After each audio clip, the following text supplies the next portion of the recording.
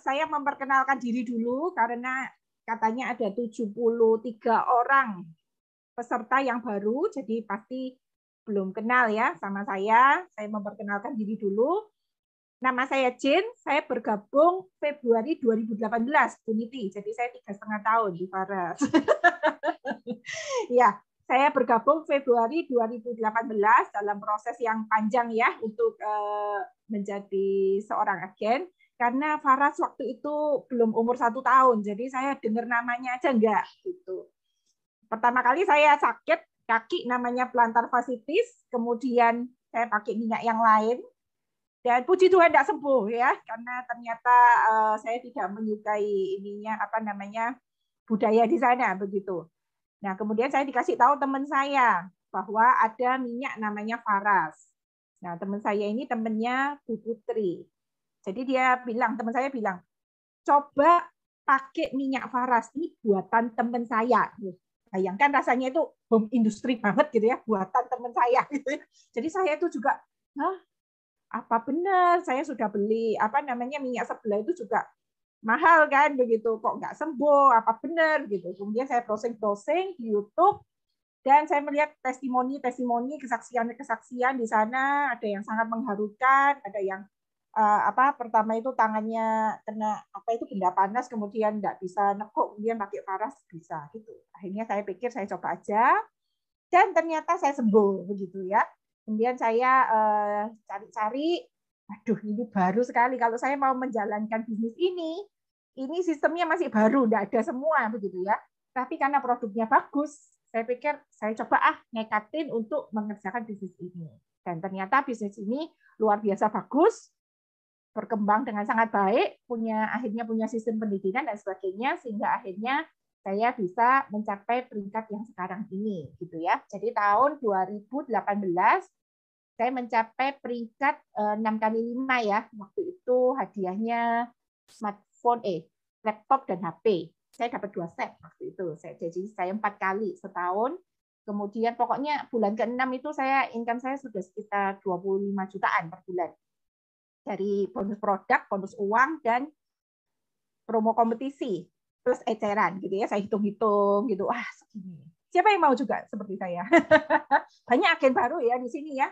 Rasanya itu kayak masih jauh gitu. Tapi ternyata tahun pertama pun saya juga sudah berhasil lolos tanpa sistem loh ya, tanpa sistem. Tetapi juga bisa tembus begitu. Ya, nanti saya ceritakan bagaimana cara saya untuk bisa tembus seperti itu. Kemudian 2019 saya itu waktu itu ngeset 6 kali 10 begitu ya. Maunya 6 kali 25, tapi waktu itu wisata rohani. Saya enggak usah lah gitu. Terus ditantang sama teman leader waktu itu. Ngeset 6 kali 75, mobil sekalian, mimpi itu gratis katanya. Ya udah dah nyoba 6 kali 75 gitu. Jadi saya coba gitu ya. Memang nggak tembus 2019, tapi saya setidaknya bisa lolos di atasnya 6 kali 25. Waktu itu saya ingat pokoknya peringkat saya itu 5 kaki itu sudah 50 poinan, yang 1 kaki itu 46. Saya nggak loloskan waktu itu ke 6 kali 50 karena saya hamil besar ya. Jadi saya pikir buat apa sih wisata ke Eropa, saya nggak mungkin ambil. Ternyata di Faras tuh semuanya mestinya bisa dicairkan. Dan saya nggak tahu gitu ya. Jadi melebihi dari apa yang sebenarnya kapasitas saya begitu ya 2019, kemudian 2020 bersyukur sekali saya mencapai peringkat 6 kali 100 2 kali, saya sah dapat mobil 200 juta, tapi karena pandemi saya cairkan gitu ya, saya masukkan lagi ke Faras, dan 2021 saya mencapai 3 kali peringkat 6 kali 100 dan sah mendapatkan mobil 350 juta dan income puluhan, bahkan pernah nyentuh 100 juta per bulan gitu ya. Siapa yang mau seperti itu? Nah, saya hari ini mau menjelaskan bahwa Faras ini sebenarnya kendaraan yang sangat tepat begitu ya. Saya ini dulu online shop. Saya dulu pernah bekerja 8 tahun, nyentuh omset 100 juta aja nggak pernah ya. Omset 100 juta aja nggak pernah. Tapi di Faras saya bisa mencapai omset miliaran begitu ya, sehingga income saya bisa puluhan bahkan ratusan juta per bulan. Jadi saya mau bilang bahwa wah Faras ini luar biasa enak begitu ya. Jadi saya hari ini akan membawakan tema enaknya jadi pengusaha. Ya, jadi kita akan bandingkan jadi pengusaha Faras dengan jadi pekerjaan yang lain, ya, pegawai ataupun self employee, begitu ya.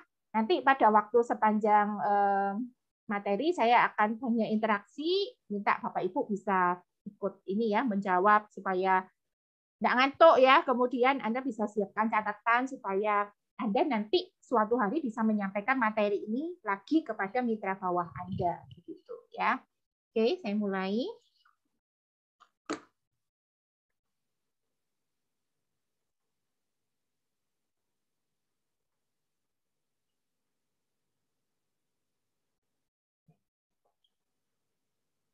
Sudah muncul kah? Bentar ya.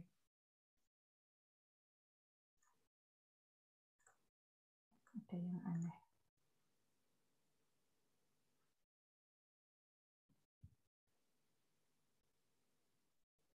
Iya. Sudah muncul di layar Anda judulnya. Enaknya jadi pengusaha, ya. Oke, sudah muncul ya. Oke. Ya. Oke, saya mengulang salam saya tadi ya.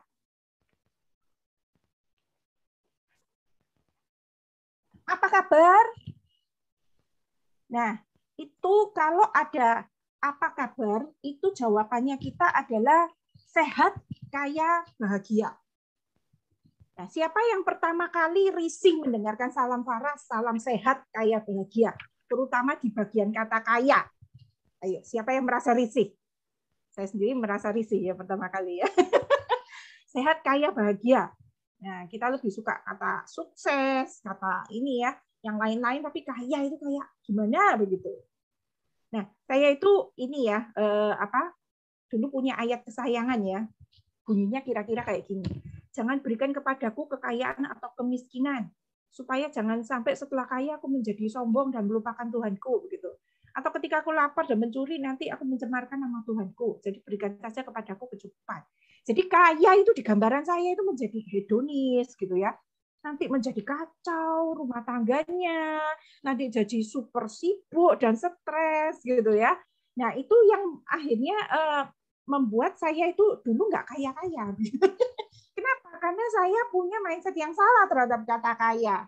Dan saya tidak suka, maksudnya merasa aneh ketika mendengarkan kata saya. Nah, itu akhirnya itu menarik hal-hal yang ini ya, yang negatif ya. Jadi kalau kita misalnya memang mau sukses, kita mau menjadi kaya, maka kita harus bisa terbiasa mengucapkan kata kaya. Nanti pada waktu di akhir kita bisa ini ya, bisa dengan plong ketika saya membetulkan masalah mindset ini begitu.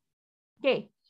Mindset yang salah mengatakan yaitu bisnis itu jahat, kejam, uang itu jahat begitu ya.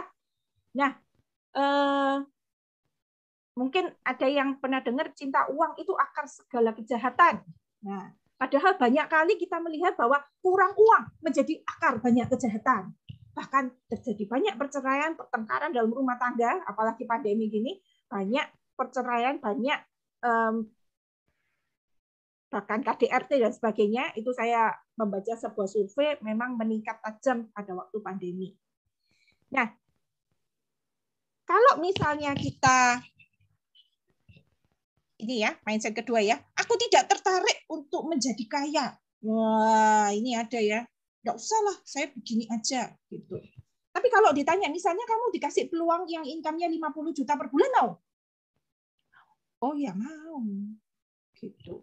Dapat undian 50 juta, mau? Oh ya mau. Jadi sebenarnya mereka itu bukan menolak kaya, tapi membuat excuse izin untuk miskin, pembenaran diri. Oh, katanya yang nggak tertarik jadi kaya artinya konslet ya kan? Ya ini Bu Dea yang bilang gitu ya. Jadi mereka itu sebenarnya bukan menolak kaya, tapi membuat izin untuk pembenaran diri supaya tidak kaya. Nah itu ya. Ya, karena itu kemarin saya buat status di Facebook ya. Fakta. Banyak orang tidak mengetahui bahwa punya pendapatan 30 juta per bulan itu lebih baik daripada 3 juta per bulan. Loh, ya mesti aja. Siapa yang nggak tahu bahwa pendapatan 30 juta per bulan itu lebih baik daripada 3 juta per bulan? Siapa nggak tahu?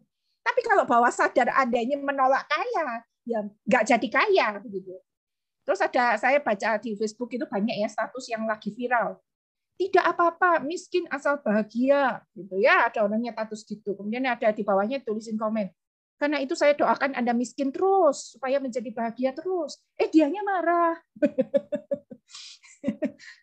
Kenapa marah? Ya aslinya dia pingin kaya, tapi karena nggak bisa kaya-kaya, dia buat status bijak. Status bijak yang tidak bijak. Untuk membenarkan dirinya gitu ya. Jadi jika ada yang punya kesempatan menjadi kaya, siapa sih yang tidak mau? Ya, yang nggak tertarik jadi kaya artinya konslet katanya begitu ya. Nah, ini mindset yang salah. Uang bukan segalanya. Ya benar, uang bukan segalanya, tapi segalanya juga butuh uang begitu ya.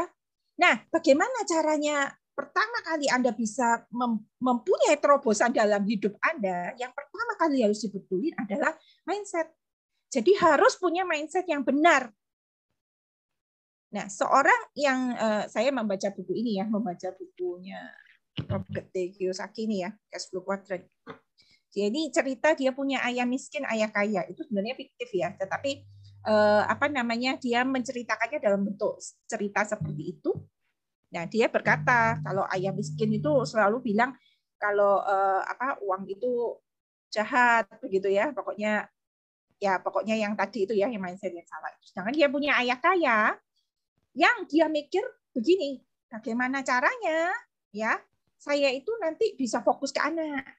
Saya bisa ke pendidikan, fokus ke pendidikan anak, saya bisa bonding, saya bisa kasih waktu lebih banyak ke anak. Nah, apalagi masa pandemi ya, banyak sekolah yang dari rumah gitu. Ketika kita kerja sekarang di luar, apakah kita bisa memberikan perhatian penuh kepada anak begitu? Ataukah kita terjebak di pekerjaan kita yang menghabiskan banyak waktu? Jadi yang terpenting adalah kita itu punya banyak waktu untuk membesarkan anak. Gitu. Ya. Jadi itu menjadi satu mindset. Oh iya, saya itu ingin punya banyak waktu untuk membesarkan anak. Nah, bagaimana caranya nanti kita belajar ya. Kemudian punya uang jadi sombong. Nggak mesti. Lihat orang-orang yang terkaya yang bisa kasih sumbangan banyak buat yayasan kanker, buat panti asuhan, buat saya sering ngikuti itu ya, kayak Ahok gitu ya. Wah, itu orang-orang kaya bisa bikin satu apartemen gitu ya, kayak rumah susun tapi ada pelatihannya. Siapa yang mendanai itu? Orang-orang yang kaya gitu. Nggak mesti orang kaya itu sombong. Jadi kita harus bongkar mindset. Kalau punya uang itu bisa untuk disumbangkan ke yayasan sosial dan rumah ibadah. Bisa ke gereja, ke masjid, ke pura, vihara, dan sebagainya. Kalau kita punya mindset itu, maka kita tidak takut untuk punya uang, untuk menjadi kaya begitu loh. Ya kan? Karena segalanya butuh uang. Memang uang bukan segalanya, tapi segalanya butuh uang. Bangun rumah butuh uang, bangun gereja butuh uang, bangun masjid butuh uang, ya kan? Jadi kita harus punya mindset. Kalau kita punya uang yang banyak, kita jadi kaya, kita bisa jadi berkat lebih leluasa loh kepada orang lain, gitu. Ya. Nah, saya ngelihat kakak saya ya, yang support saya terbanyak ketika saya sangat miskin, dia yang minjemin saya rumah begitu. Kemudian dia yang minjemin modal usaha, dan bukan hanya saya yang dibantu, dia bantu banyak orang di gereja, di tempat kerjanya, kalau ada pegawai sakit dan sebagainya, dia bisa respon, bukan hanya saya mendoakan ya, tetapi bisa langsung, bantu orang kanker, bantu apa begitu. Dan hidupnya sangat jadi berkat, dan dia sangat humble begitu. Jadi nggak mesti kan kaya itu harus sombong gitu. Nah, kekayaan itu sebenarnya hanya memunculkan saja apa yang sebenarnya tersembunyi di dalam hatinya begitu. Jadi tidak usah takut untuk menjadi kaya. Nah, saya juga berteman dengan leader-leader priority ya di sini ya, yang mendadak super kaya karena Faras. Kami harus mengakui itu ya. Mereka nanti saya juga minta cerita gitu ya. Mereka sangat rendah hati loh.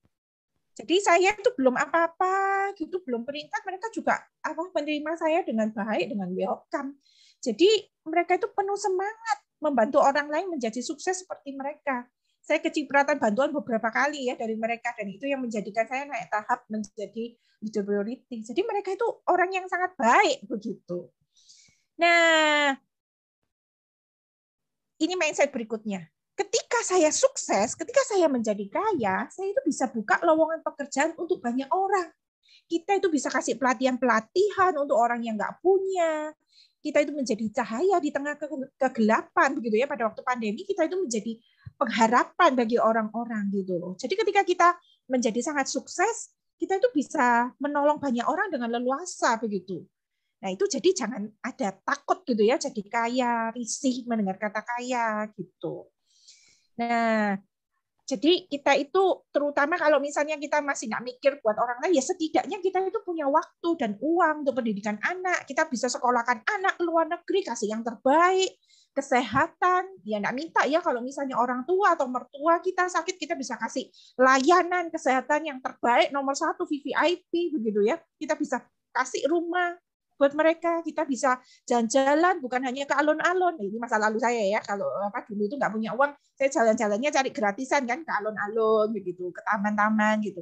Kita bisa ini kasih, bisa ke Bali, bisa ke luar negeri ya. Jadi saya pertama kalinya liburan ke Bali itu ya pada waktu saya di Paras. Loh, bayangin ya, saking nggak punyanya orang gitu ya, saya saking miskinnya begitu. Jadi nggak bisa nyenangkan anak-anak dengar cerita teman-temannya ke Bali, nggak pernah ke Bali.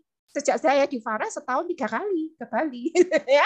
Jadi benar-benar Anda harus pikirkan bagaimana bisa memberikan yang terbaik untuk anak-anak Anda. Jadi Anda tidak takut menjadi sukses, tidak takut menjadi kaya, malah terinspirasi dan bekerja keras untuk menjadi kaya begitu ya. Jadi super kaya enggak apa kan begitu. Asal benar-benar kita jaga hati kita begitu supaya kita tetap jadi berkat buat orang lain begitu ya. Oke. Jadi kesimpulannya adalah sukses dan gagal itu berawal dari pikiran. Karena itu jagalah pikiran Anda agar selalu positif. Itu yang nomor 1. Jadi bagaimana cara mencapai income 50 juta setahun pertama bergabung di Faras? Pertama mindsetnya betul dulu. Memang benar-benar Anda ingin sukses. Kalau Anda tidak ingin sukses, tidak bisa mencapai seperti itu begitu loh. Nah, bagaimana menjaga pikiran tetap positif? Jaga komunitas Anda begitu. Hanya berkumpul dengan orang yang positif. Seperti Anda ikut Break the Limit hari ini, nah itu adalah kumpulan orang-orang yang memang mau sukses. Anda harus kumpul terus dengan orang yang sukses. Jadi 5 orang terdekat Anda akan menentukan akan jadi apa. Anda yang ke-6 begitu ya. Jadi pelajari apa yang mereka tonton, apa yang mereka baca, pelatihan apa yang mereka ikuti, mindset apa yang ada di dalam pikiran mereka, kebiasaan apa yang mereka lakukan setiap hari. Jadi semua sukses itu pasti berawal dari kebiasaan. Orang sukses itu tidak pernah jatuh dari puncak gunung ya. Mereka itu selalu merangkak dari bawah, dari kaki gunung.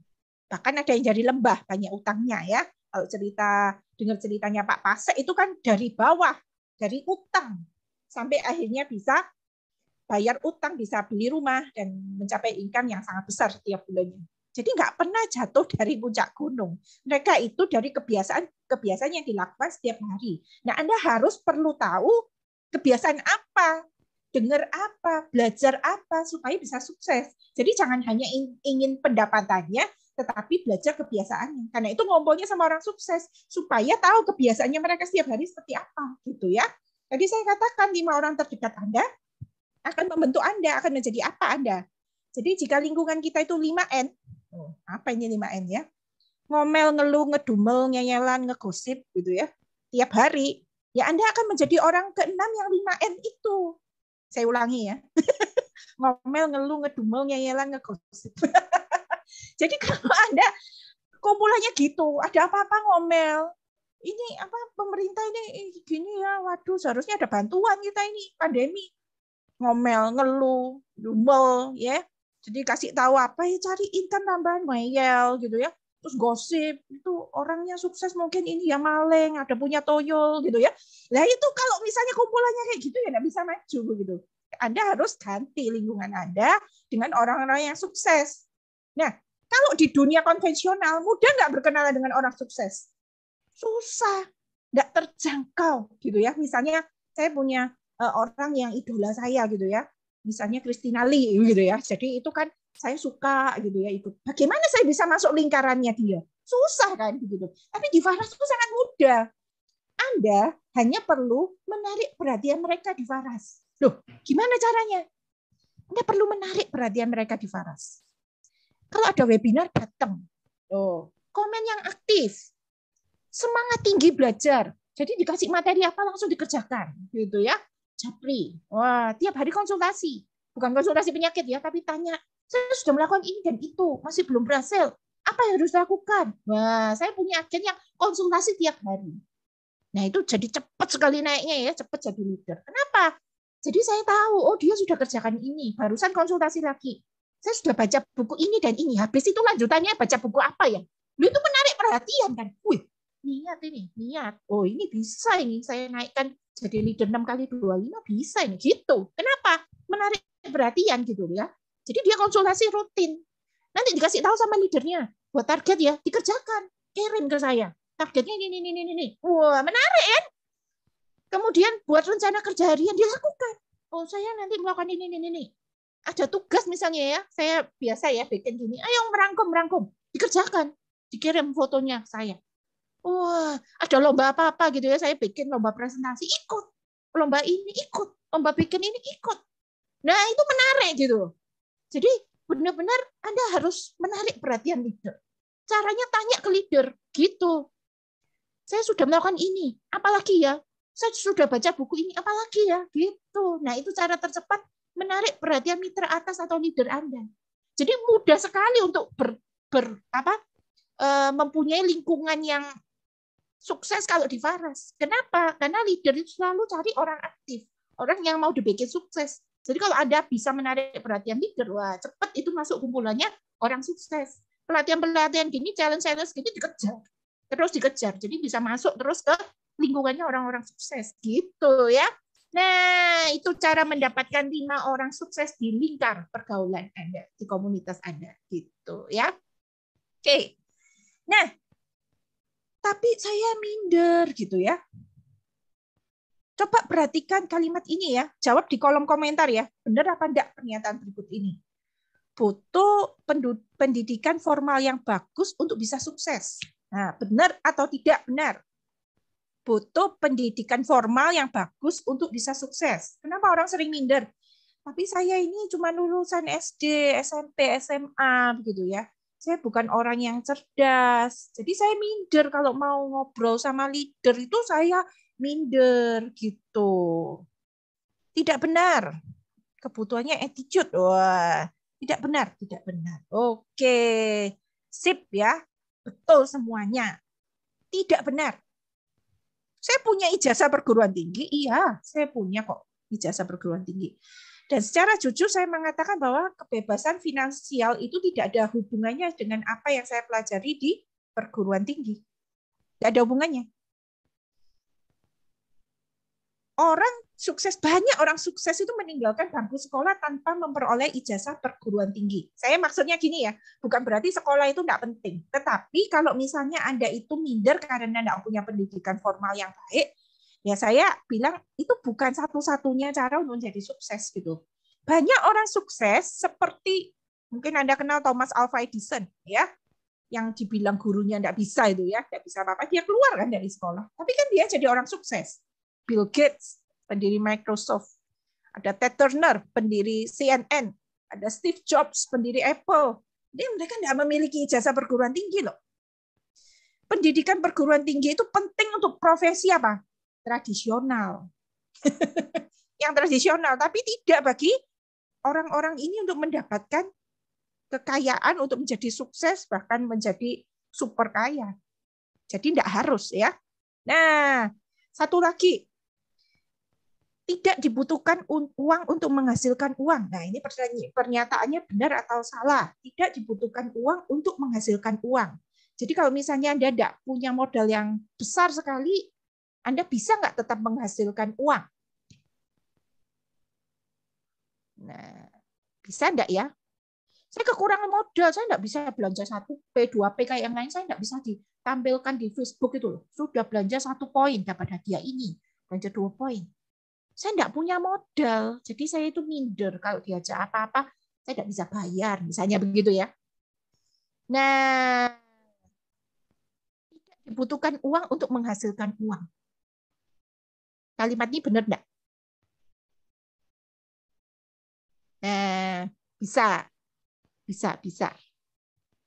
Benar, iya benar ya. Jadi banyak sekali orang sukses yang berangkat tanpa memiliki modal yang cukup. Jadi tidak usah minder. Saya punya salah satu agen ini ya, agen leader ya sekarang ya. Beliau itu berangkat jadi nggak punya modal. Mau beli satu Faras klasik itu nunggu gajian awal bulan. Seorang pegawai bank yang sudah seingat saya belasan tahun ya bekerja di bank, dan untuk beli satu Faras klasik aja nggak punya uang. Apa yang dia lakukan untuk bergabung 2 tahun yang lalu ya, 2 tahun atau 3 tahun yang lalu, dia open PO, pre-order. Cari teman-temannya sampai 7 orang. Baru bisa gabung jadi member Faras. Jadi yang 3 dia pakai untuk terapi anaknya, yang 7 untuk dijual. Jadi hanya butuh apa? Niat ya, benar-benar. Jadi butuh apa untuk sukses? Anda hanya butuh tekad yang besar. Butuh impian. Butuh kesediaan untuk cepat belajar, apalagi. Ya, Anda perlu menyadari kemampuan Anda, kelebihan Anda apa gitu ya. Kemudian Anda bisa menggunakan dengan benar aset dan skill Anda begitu ya. Jadi apa yang dilakukan teman saya itu, agen saya itu, ketika dia pulang dia itu nggak boleh ini ya, nggak boleh kerjain Faras karena dia itu pegawai bank. Jadi ada syaratnya, nggak boleh gitu ya.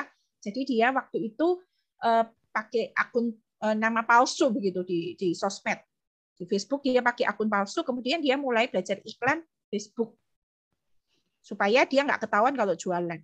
Nah dari sana dia bertumbuh besar sekali, sekarang bisa beli mobil dari Faras. Loh, berarti tidak butuh uang pertama kali untuk menjalankan bisnis ini gitu ya, tetapi dia sangat disiplin keuangan. Ketika dia merintis bisnis, semua modal kembali kepada modal. Akhirnya dia menjadi sukses di Faras, menjadi seorang leader di Faras. Gitu ya. Jadi harus bongkar dulu mindset-mindsetnya bahwa ternyata saya bisa ya, saya harus cari solusi untuk keadaan saya yang seperti ini. Nggak boleh sama perusahaan, nggak boleh sama ini ya, perusahaannya dia sama banknya ya. Dia cari cara bagaimana untuk menerobos batas ya, pintu ditutup lewat jendela, jendela ditutup lewat lubang angin ya. Jadi harus cari cara terus bagaimana bisa menjalankan bisnis ini gitu. Nah, tadi ngomong sukses. Nah, Anda perlu mendefinisikan sukses itu seperti apa dulu untuk Anda. Apakah Anda sekarang income misalnya 3 juta, 5 juta sudah merasa sukses? Pokoknya asal bisa makan, sukses saya. Apakah sukses itu kalau mencapai misalnya peringkat manajer? Jadi apa ya bayangan Anda ya sukses itu ya? Oh, kalau saya naik jabatan, terus nanti jadi manajer, saya dapat tunjangan gitu ya. Itu saya sukses. Nah, Anda perlu mendefinisikan sendiri ya. Sukses itu menurut Anda apa? Income 10 juta? Cukup? 25 juta, 50 juta, 100 juta? Apakah sukses itu ketika Anda bisa punya kantor sendiri misalnya? Punya toko sendiri atau punya 100 karyawan? Nah, Anda harus membayangkan dulu di otak Anda, detail di otak Anda, seperti apakah sukses yang Anda impikan, gitu ya. Jadi, tidak boleh berjalan itu tanpa tujuan. Kalau misalnya Anda keluar pakai Grab misalnya, Anda juga harus tahu tujuan Anda mau kemana, begitu. Jadi kalau misalnya masuk ke dulu taksi ya, zamannya taksi ya. Kalau sekarang kan memang harus masukkan tujuan ya. Kalau dulu zamannya taksi, mau kemana? Oh, nggak ada tujuan, ngeflow aja Pak ya. Naik Grab suruh ngeflow gitu ya.